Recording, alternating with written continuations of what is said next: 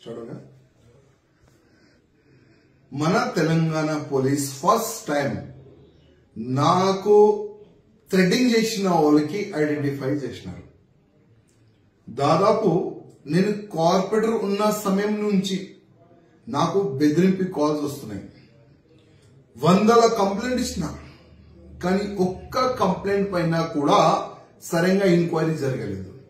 నేను కంప్లైంట్ ఇవ్వాలి, దానికి ఎఫ్ఐఆర్ కావాలి, మళ్ళా ఆ ఎఫ్ఐఆర్ కి నాకు తెలియకుండా క్లోజ్ చేయాలి. ఇదే మన పోలీసు వాళ్ళు చేసినారు. కానీ ఇప్పుడున్న కమిషనర్ గారికి నేను హృదయపూర్వకంగా ధన్యవాదం చెప్తున్నా. ఎందుకంటే నేను ఇచ్చిన కంప్లైంట్ పైన వాళ్ళు ప్రత్యేకంగా ఒక టీం తయారు చేసి నాకు ఎవరు మెసేజ్ చేస్తున్నారు, నాకు ఎవరు ఫోన్ చేస్తున్నారు వాళ్ళకి ఐడెంటిఫై చేసినారు. ఒకప్పుడు చంద్రాయన్ గుట్టలో ఉండేది ఆయన పేరు మొహమ్మద్ కాసిం.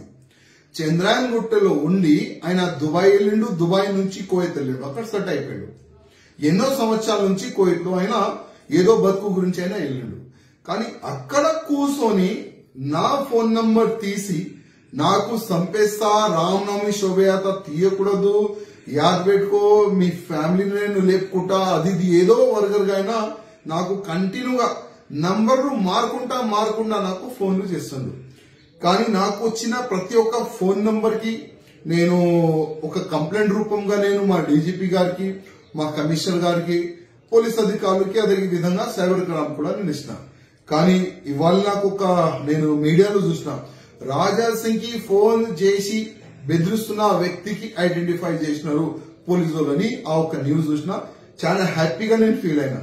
ఫస్ట్ టైం ఇన్ని సంవత్సరాల్లో నాకు బెదిరింపు కాల్ చేసిన వ్యక్తికి ఐడెంటిఫై చేసిన. నేను పోలీస్ అధికారులకి రిక్వెస్ట్ చేస్తున్నా, ఇమీడియట్ గా ఇట్లాంటి వ్యక్తికి ఐడెంటిఫై చేసి అరెస్ట్ చేయాలి. అదేవిధంగా ఈ కాసిం ని కూడా అరెస్ట్ చేయాలని నేను పోలీస్ అధికారులకి రిక్వెస్ట్ చేస్తున్నా. ఇవాళ లేకపోతే రేపు ఆయన హైదరాబాద్ వస్తారు.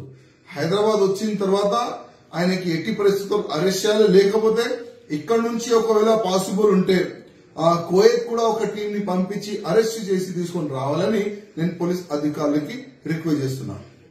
Subscribe us and press the bell icon for more interesting updates.